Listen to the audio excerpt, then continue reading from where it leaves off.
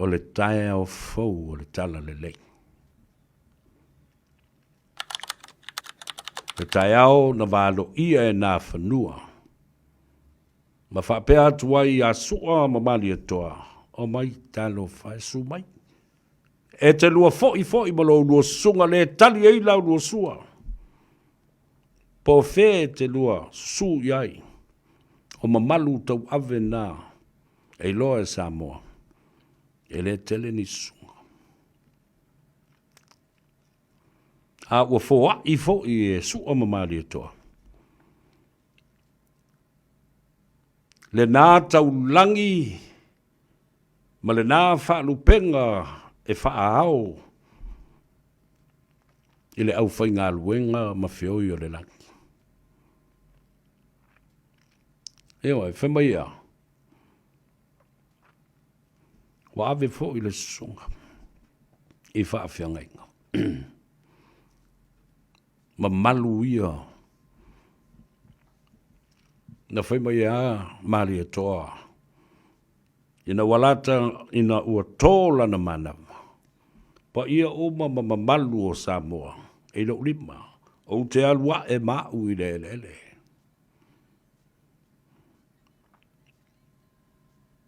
A ia tū mawalunga. Ne whaalo alo ma le vi inga. O le atua mana au na pa ia i. Wau tau sila la i ai. Awa a tātou toi no nofo ne toi ta tai le mea lea ma le tala le i tua. E o lava i whainga malo Samoa na tūlai mai. Na matua le kea i faifeau. I le māwaenga na whaia. E le mali atoa. Malona tau langi, malona whaalu penga, whaapitoa. Ese mai isi tama ainga. O ma malu ma pa ia. Au te alu mau i lele.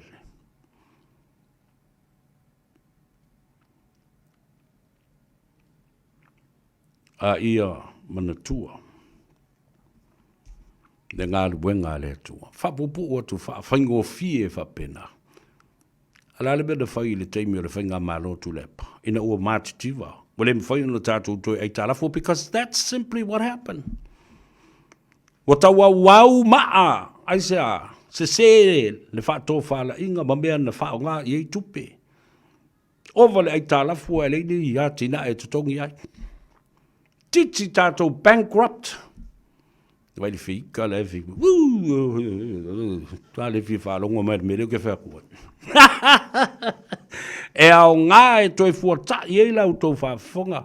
Ma lau tō sāwalinga i le lumanai. Ai tō te sila fia o mā leia mea i ena tūlai mai. Ina ua la tō whaatu lai leo whainga luenga le atua. I luma le whaamsinonga ale malo mata ngata o le lalolangi nei. E le te tau na tātou whaia i ei se whaai unga. Ma se whaamsinonga o le au whainga luenga le ale atua.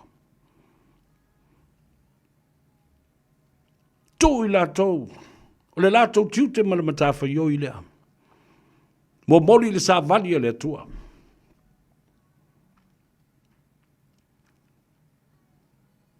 O le alofa lea na whai e tangata. I tangata nu ese lea na tausi matanga luengai. O le tātou tiute le nā. O tangata lau tele. Ma aini mea tausi ai le faifeau o le tangata nu ese lea. Wa sau e momori mai le sa vali e le atua. I tonu o lau whanua me ele o le nu ule nei ma le tumala. Nal me le wa whai. Wa tātou whaia i eile whaatanunga. O mai kongi ko ai kalafu. Ia, wa whaatutusa pau uma i le fua whaatau tau lea. A le whainga malo i le mea na sau loa. Ma malele i ai, ma ua ele sunga le mali atoa. Tau tua nā ma au tau le au whainga luenga. Male e kalesia. O tau whaafonga lai le mamana o mea na tutupu. O le lātou mburua i whainga le i faifeau. Whaali ai le mi ngau. Le whaalo le mafaifeau. Nā whaiatua alofanga whamai e tutusa pau uma tangata. Ai ana mau lau tau whaato whaala inga. Ma lau tau whaau tanga. e taatia ese le au whaingalu wenga le atua. Matua la au tau le tele o mea na whai le nama I tafu. Au fu le tele o tangata sa au whaatala no ina. E o lava fo isi faifeau. Professionals,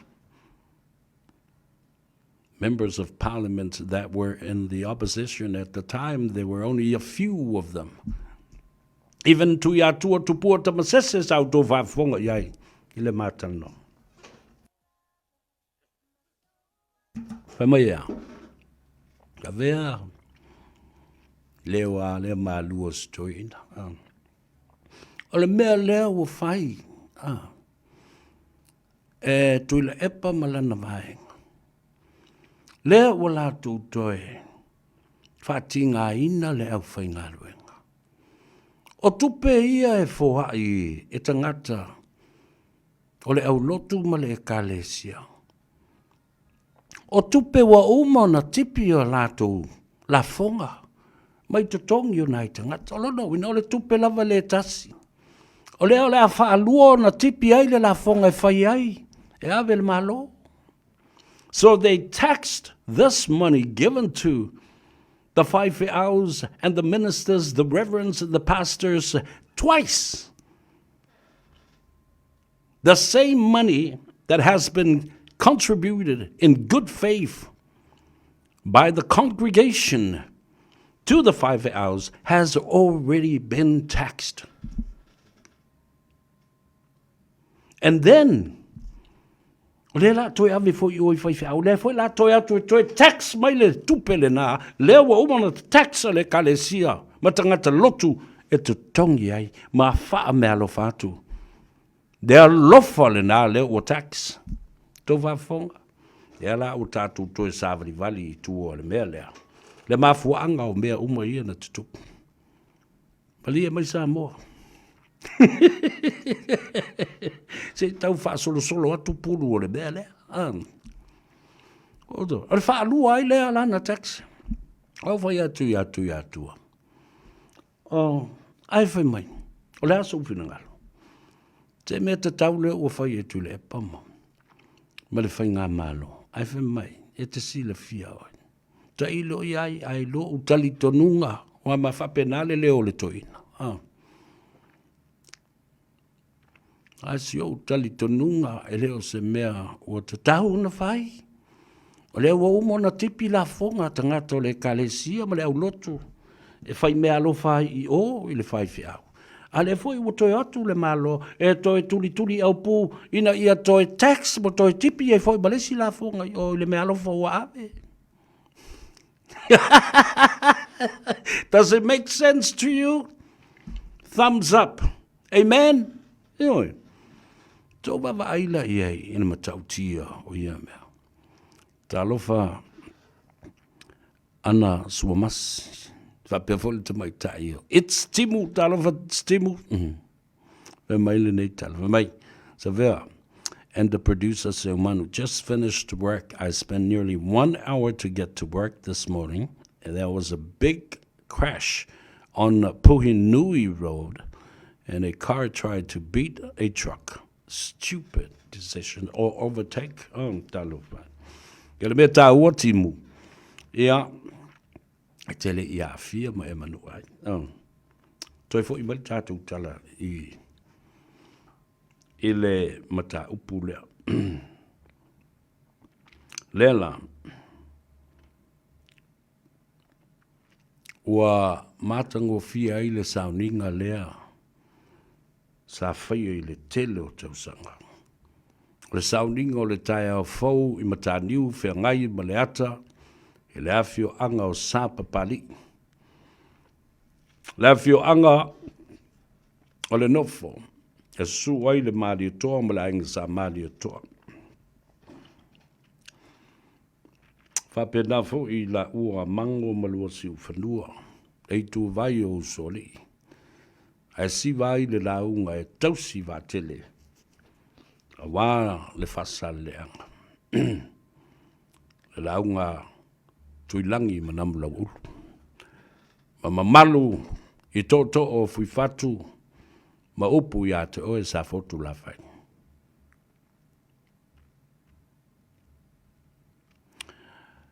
Baila i le tausanga lea na taunu ai ia le tala lei. I le tasi valu tolu o. Watoa i le tausanga le nei. Ma le masina le nei. Le se lau iwa se fulu ma le ono tausanga. O le matua o le kalesia talu o le taunuu i whanua ma ele ele. O le malai faitaulia o Samoa. Mataniu whiangai ma le ata. Suai le maari atua. Whapea foi o nā fiu e lona fōa vai no loa. O lona fala na fola loa ma lona talanga atoa e whaafofonga i ai Samoa.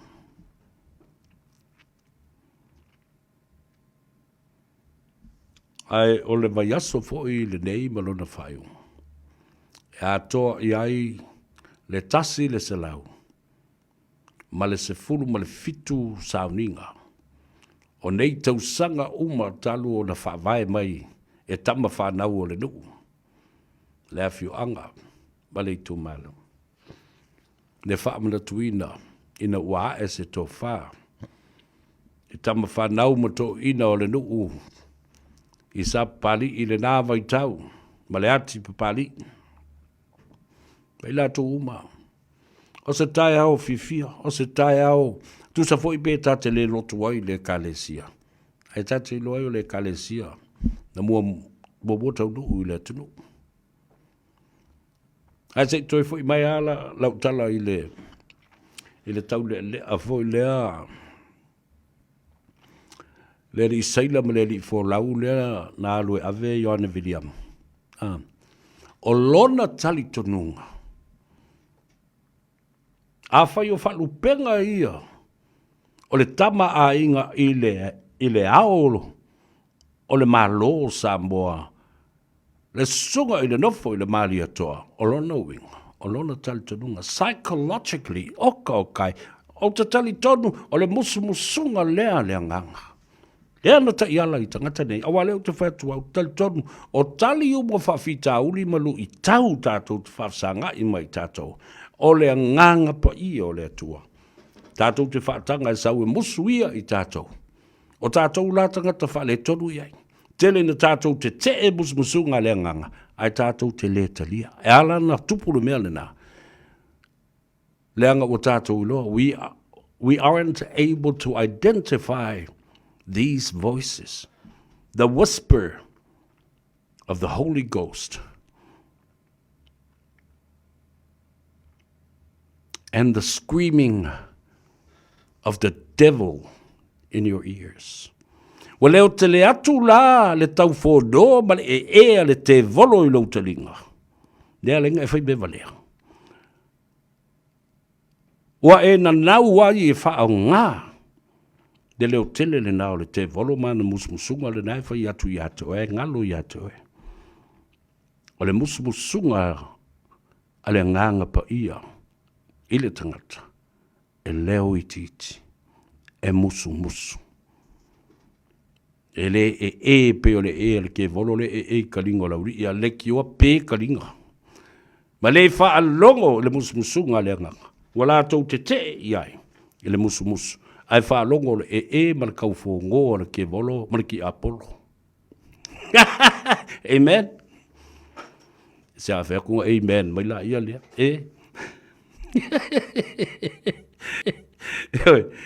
Tu tātou por kala. Like and share it. Awa tātou te talii ai. Le Mafido, Hope, Nikki, Talofalava, Tupuola, and Timu. Le Fau, Talofalava, Alole Soifomria. Mai.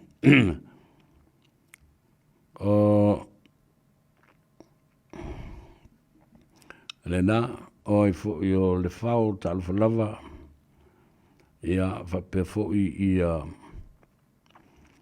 o lo liu talfalava ma lo li le soi fo manuia tu fal tatu Le fa mai kenchia, amen. Yeah, fa mai ma Colleen Toria.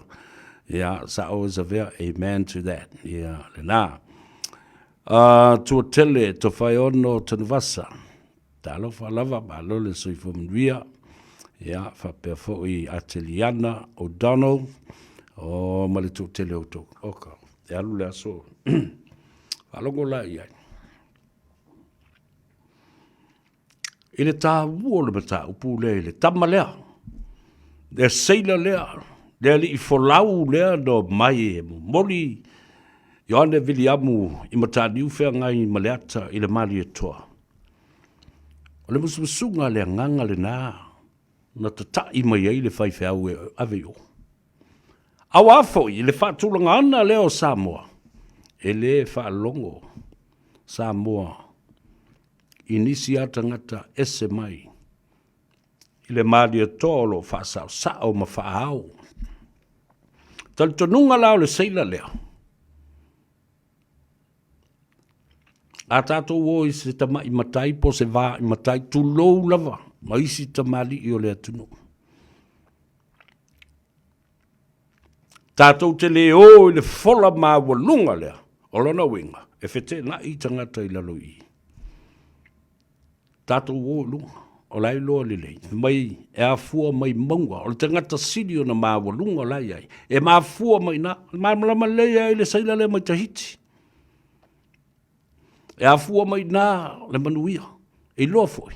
A tau no le sāwali I le sifi. Le sunga le mali e tō tulou. Le upo e tō ia te au. O I nā e whasoa mai ai le malusi anga o le tala le lei ma le whiau ma le sāwali. Ia o atu I o da turu inga se ia pa ia. Ngā tei whale uma o lau ele o Samoa. Smart move. And he was guided by the Holy Ghost. He goes to the upper and the top man up there. He didn't go to a middle man. Ele ialu se whala putonga se nuu. Ele ialu se whala putonga ani matai. Alua ele matai e ngata ai matai. Mama lamba lele iai le seila leo. Ile whaatulangana o Samoa. Ma o I foi na whaingo fia I le ngā ruenga ale faifeau. Yoane Viliamu and everything became history. Iwa. O I foi. Na ta oto ai loa matusia le tala whaasolopito. Ia oto se sila la iai le teimi o le ato e taliu. Ona whaalili wina leo le ingoa. O le la mo sa, ma le e whakasa. Ina ia ave ai sina tamai whaaloalo e mana tua ai. Lea li folau ma le li seila lea na ia ta iala mai le au mainga. O le vaa, o le sa vali o le file mu, ma le faife au. Ya Yoane Viliamu. Na whaingo ai o le lotu o le seila lea, o le lotu na au mai I Tahiti. And that was a little portion to honor this sailor from Tahiti that guided John William all the way from the Pacific and in Tahiti to Samoa and to Sapari. Tō wawa ele te ngata na musuia ele nganga le. Tua whātau waa. Whātau waa o le te ngata whaiwhaiwa, o le te ngata whai wholau. Wa toe te tai ilo o mawhauwhau I tua. Ile li whaolo Yesu Keriso. Ma le fili ina o lana au whai ngāruenga. Na fili ia. Na fili le au whaiwhaiwa ma le au wholau. A leo o toi whai nei I ona pō nei. Wa tupu mai in the modern era. That a simple sailor and fisherman, tangata whaiwhaiwa o le tangata wholau o le tangata o le sami, was one of the major guide to bring John Williams to Samoa and to the malaia toa. Oh. Nei lo le leia e le saida le mai Tahiti. E vai te le pao i la lui ma le marasianga i la lui. Sini le alu i lunga le me tafe mai i le vai. E a fua mai ei wha maduianga. Ia le nala ia. E se le tā ua o ia bea. Tau whala tātou por kalame ina ia e malama mai fo ima malama mai tangata nā laila ia lea. A little portion to honor this sailor. The reason why they sort of translated the name to the church from Tahiti. O le loka iki ala le lenka ko ola mai ka mai la ni ko e kasi be loka iki. And it all Tahiti in honor of the sailor that brought John William and messenger of peace to the Pacific and to Samoa. Yala na, tai pifu i le tai au i o le tala le lei. Ina watau nuu ia le kalesia me tutisi. Nā ngā ia ne fo i wese le i tonga wha solo mai ai. Tau nuu mai loa i ele pa ia. O le ainga le tai ma le whale manono, tō ai fo i le pule a nā whanua. Ia. Tō le pule a nā whanua sunu i le ala whale tau nuu le kalesia. Me to tisi whale u mautuang yang.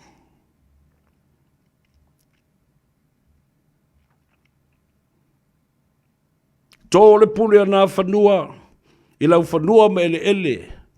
O malai ola mga fuanga, sunu i le ala whale, ua tau nuu le kalesia katoliko. E se le tāu. A ua tele o nā mea. A le kalesia mamona. Na tō fo le pule a nā whanua. Whapena le mamalu ya sa le upolu. Sunu i le ala whale ua tau nuu. Le kalesia i to tonu o lau whanua me ele o ni niva ma puni ala waa whapea foi. Whatutolo ma pili o ua. O le atatu o le malolonga. Foi mai. Whaawau le au nanga ma le tutua. Ale si ufafonga. O Samoa ma le atau sa verse yuli i le dei a ua uli o le aso lua. O le aso bulibuli a o tatu li i o i le aso a taiao. O le toe aso nai mua o le tautua lea a le atau sa vea. I lunga o le Radio Samoa. Male pole kalame muli fo i lea o le ngā ngaifo o whaiva o le atunuu i le nei aso.